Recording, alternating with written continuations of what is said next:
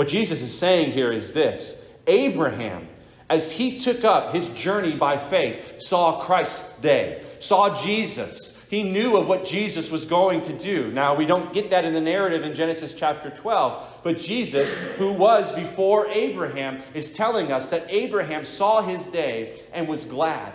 He saw his day by faith, and he knew that if he followed God, that if he believed God, that one day God would send his Messiah to be the Redeemer of the world, that one day the Messiah would raise from the dead and to bring all who believe into him, unto him everlasting life. Abraham saw Jesus' day and was glad. This is why we can say that no one enters into the life of faith or the journey of faith opposite of following Jesus Christ. We must know Jesus Christ if we are to go on to this journey of faith, because Jesus is God's way. Jesus is the way to God.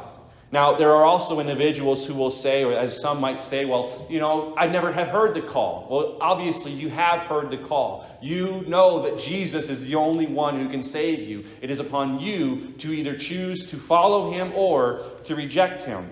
But still, there are also individuals who will say, sure, I'll take up this journey of faith, but then I'll get right off of it.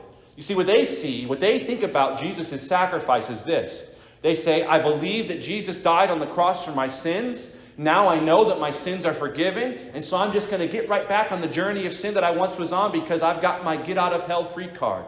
I can continue in sin so that grace might abound. I don't need to worry about the life I live after entering into the life of faith with Jesus Christ. I don't need to stay on that narrow path. I can go on the broad path. Because, the journey that I was on, I took a little detour, found Jesus. Jesus saved me, and now I'm just going to go live it up, however it is that I want to live.